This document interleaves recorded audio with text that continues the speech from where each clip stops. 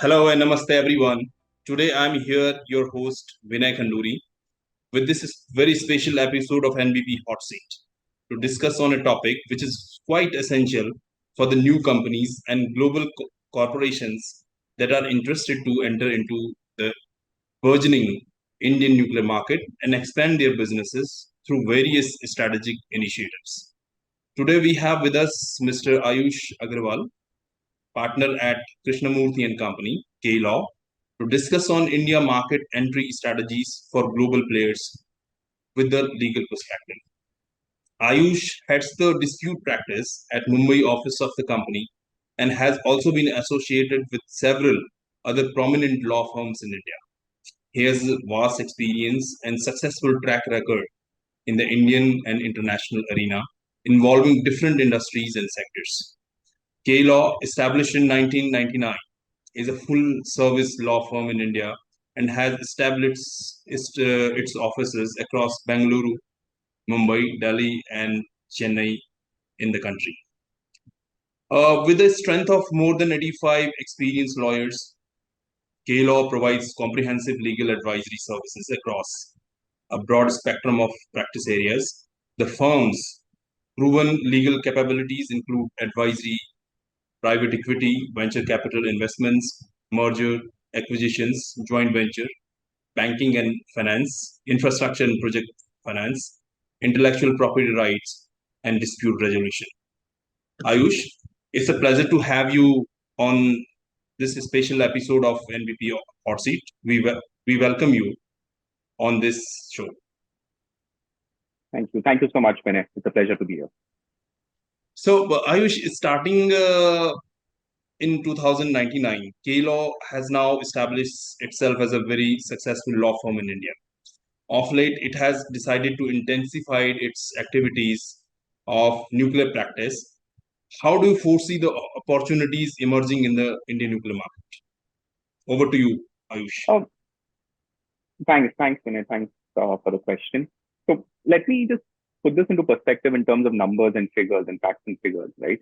So as on date, India's total nuclear capacity is at about 6.7 gigawatts, and the government plans to increase this to about 22.4 gigawatts by 2031. We have about 22 operational reactors, 11 under construction, and there are a further 10 PHWRs, which is pressurized heavy water reactors, which have been granted financial sanction. Uh, so I believe in terms of numbers, we are the second largest. We have the second largest capacity which is under construction in the world right now. So the business in terms of potential that we have is we are talking about billions of dollars of business that we are looking at in potential over here, right? So the opportunities in the sector are immense. Now there will be substantial investment opportunities in the in nuclear infrastructure and technology market, especially between now to 2031. Uh, we anticipate investments from both domestic and global players. There is potential for technological innovations in areas like small modular reactors and thorium-based reactors. And with every nuclear project, you require a very, very complex supply chain mechanism, and companies which are involved in providing such supply chain services will also benefit. So for us, I think as K-Law, for us, it was kind of a no-brainer. It's been a very strategic decision to focus and expand on our nuclear practice.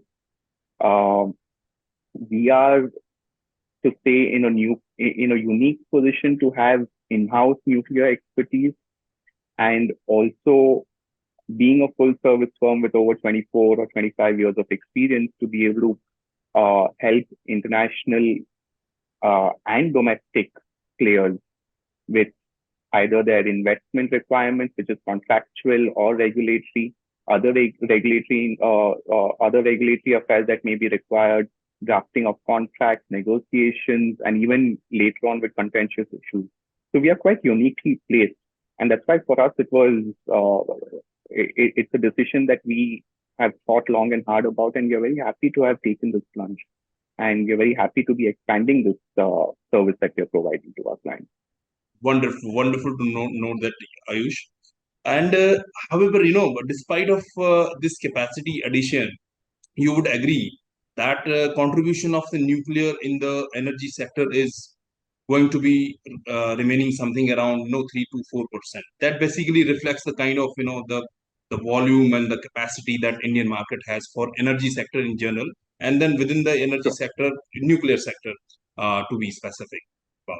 And uh, but then when it comes to the contribution of the nuclear, the share of the nuclear, 3-4% is not a big number, right?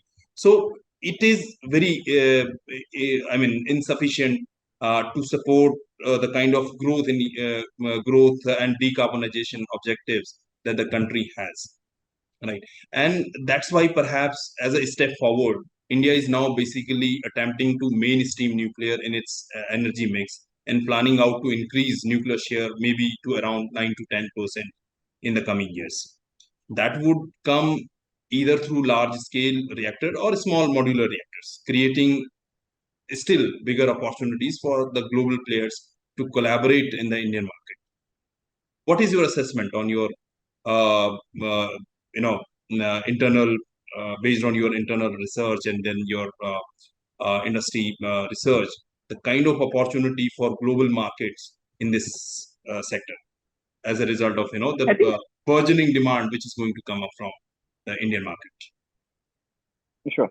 So first things first, when you talk about 3 to 4% and about 9 to 10%, I think in my view, what's more important is to see the the opportunity that we're talking about in terms of uh, money or in terms of numbers rather than a percentage or ratio. Because even at 3 to 4%, like I said earlier, we are looking at billions of dollars being invested into these nuclear reactors. Right? So that's the kind of opportunity that we're Yes. talking about.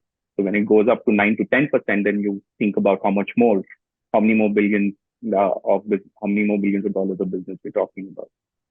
Uh, and so there is opportunity, and to assess the kind of opportunity, I think it ties in a little bit to what I said earlier.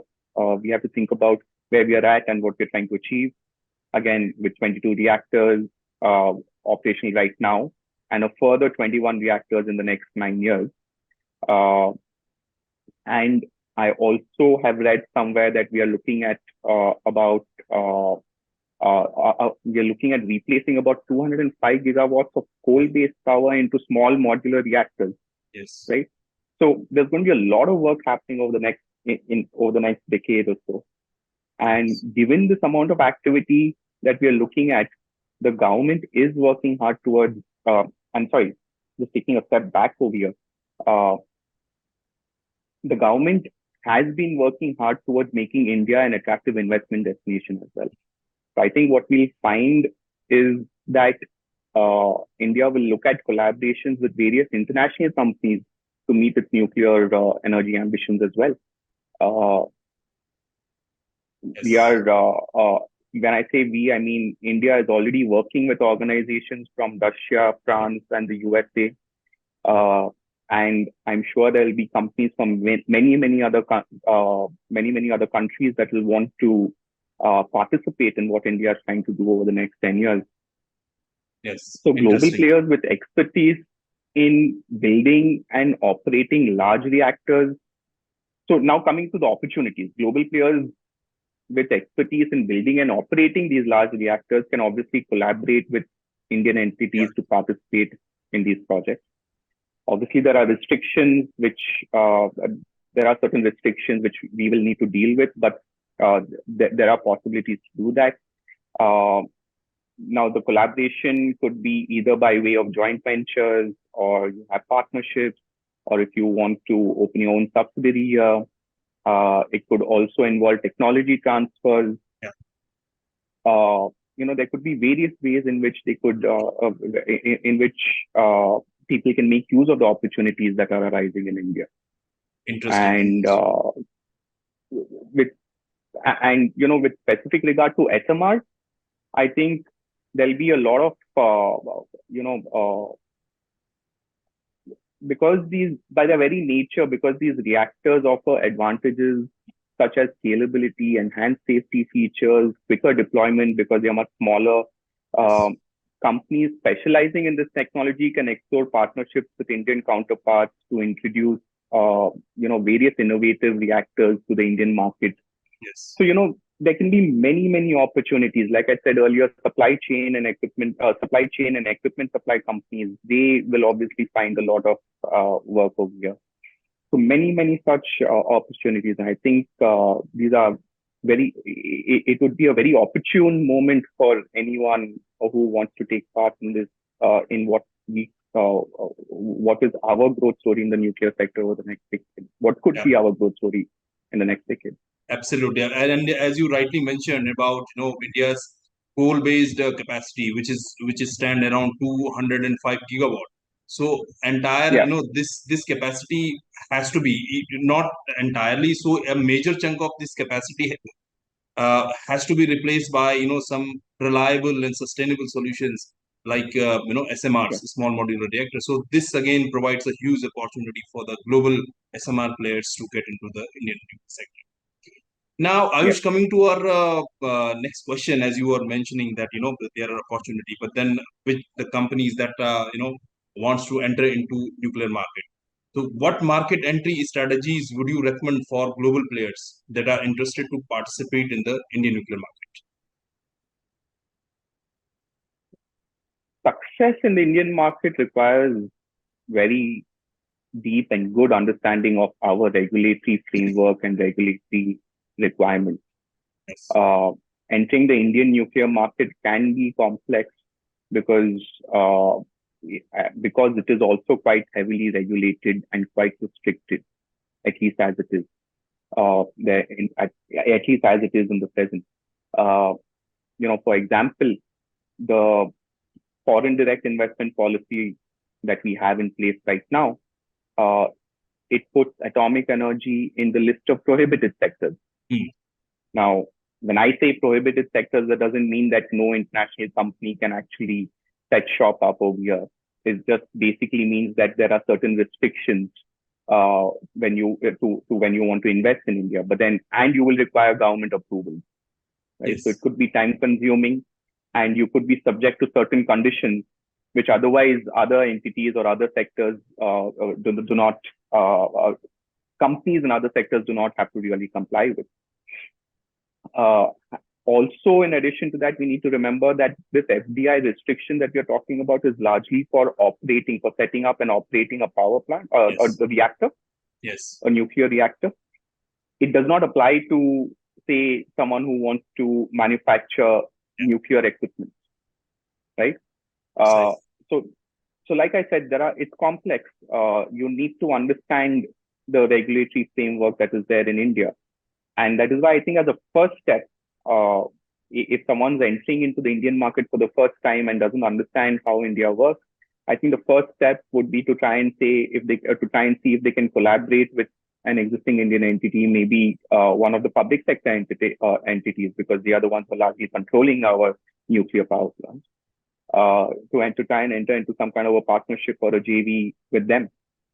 Uh, if you're confident about uh, setting up business in India, it's obviously the market's open to you. You can obviously open your a subsidiary or you can have a greenfield investment in India. But as a lawyer, my recommendation for anybody uh, would be based on what their requirement is, what is it that they're trying to achieve, what their business is. Um, I don't think I don't think one formula can work for everybody. Absolutely. Absolutely. And therefore, depending on what their requirement is, I would then suggest what the possible ways of entry or the recommended ways of entry into the Indian nuclear sector would be. Absolutely, Ayush. Absolutely. As you rightly mentioned in your last remark as a lawyer. So now coming to the legal aspect of it, if you can discuss some more details about it. What are the legal related processes and provisions for market entry in the Indian nuclear market and in nuclear sector in particular? So you will have to deal with uh, uh, uh, there are various licenses and licenses that you will require and various other regulatory approvals that you will require.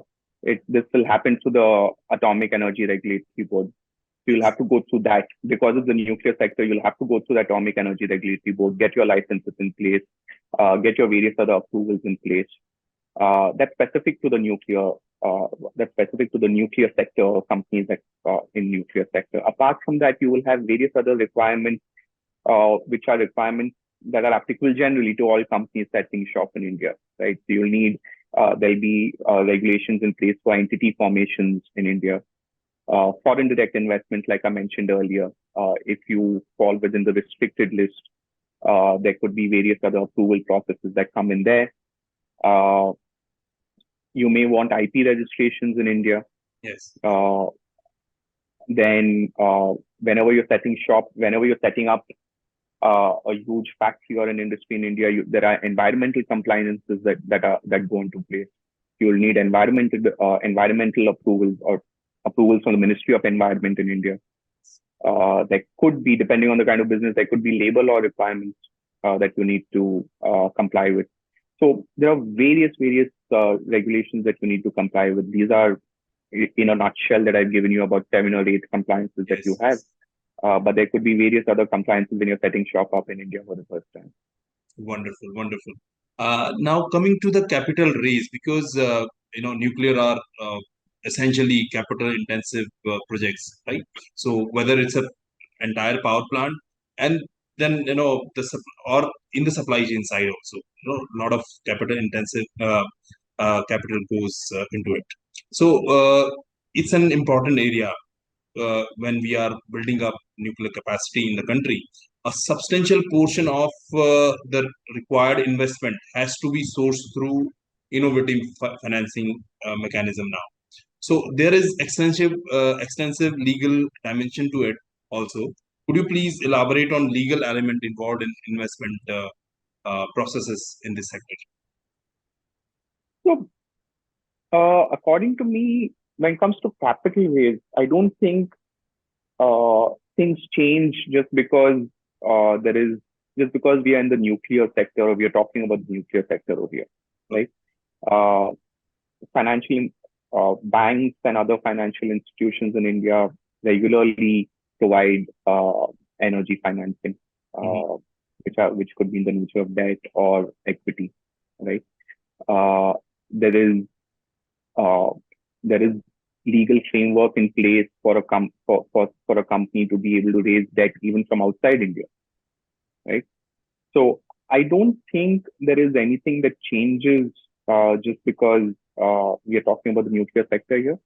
Your regular forms of debt, of raising debt and equity will continue to apply in the nuclear in the nuclear market. Obviously, FEMA and FDI will come into play if you are raising capital from outside India, if you're bringing in money from outside India. There'll be regulations that you need to comply with in terms of the foreign exchange management in India and provisions in foreign exchange provisions in India and the FDI provisions in India. And perhaps if some policy decision happens regarding ESG or green financing kind of thing for nuclear, so accordingly to the related provisions will be applied. When Yes. There during will this be related exercise. provisions that come into place if Yes. there are policy decisions that are made. Yes. Absolutely, absolutely. So, Ayush, we understand that there is a huge energy demand in the country, and India has good growth potential also. But to sustain it, a lot of energy would be required, and population is also rising, right? So there are different drivers actually, for which the energy input is very essential, right? But because of this growth in the sector, and in the entire nuclear sector, and then growth in the nuclear sector, uh, we see that there would be opportunity for all the players, right? Whether Indian players or whether global players. But then we see that there is some hesitation from the global players also at this point of time, and particularly this is because of the supplier nuclear liability clause in the CLND Act of India 2010. So What is your take on supplier's liability issue? If you can elaborate, Ayush. Uh, See, I understand the concern that arises out of the supplier liability, which arises out of one particular Yeah. provision in the entire act, which is Yes. 17B, right? Yes.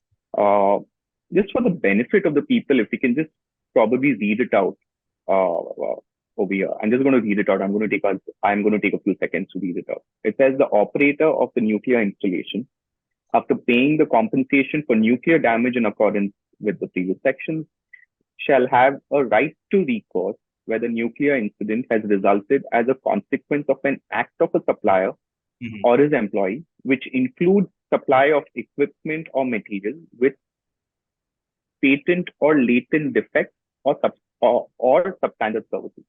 Now, this Yes. is like a product liability, Yes.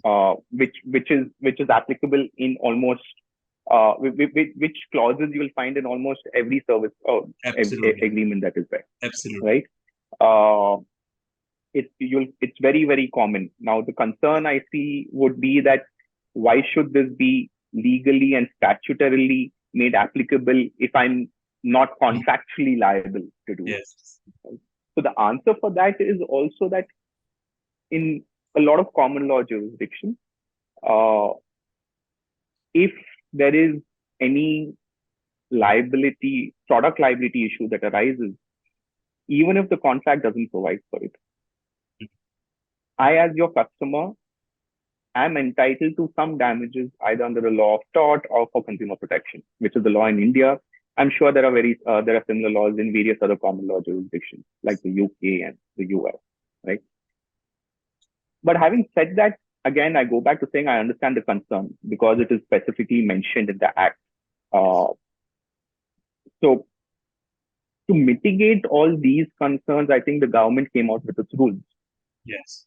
Now, the rules, which is the CLND rules, the Civil Liability Nuclear Damages rules, uh, permit parties to limit the liability of the supplier to 1,500 crores. That would be a little over 200 million USD, I think, if Yes. I'm not wrong today.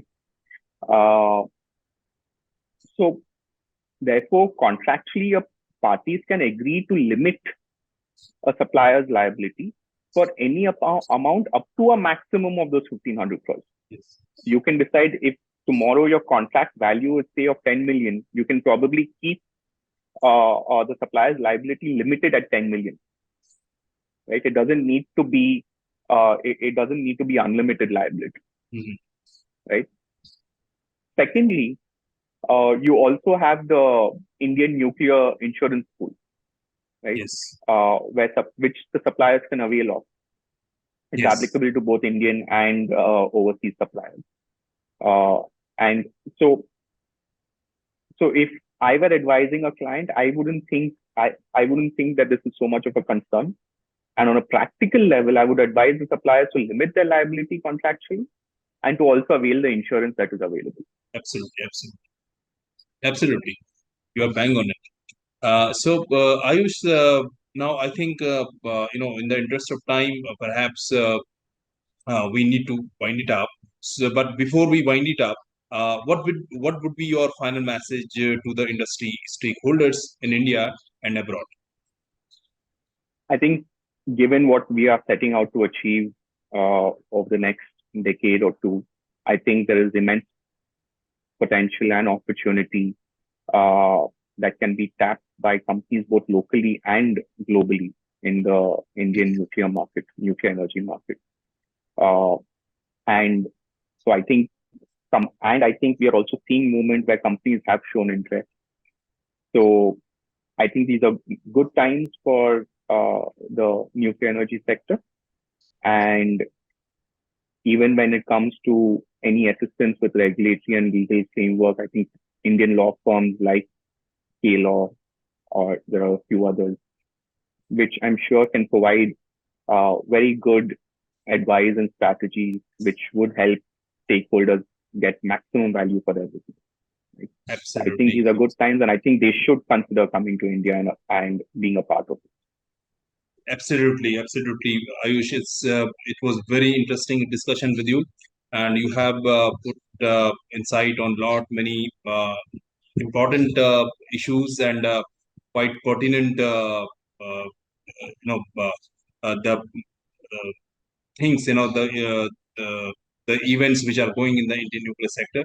So this will come very handy for the stakeholders, and particularly for the global players who are interested to enter into the Indian market and who want to expand their business through diversification or expansion into a different geography.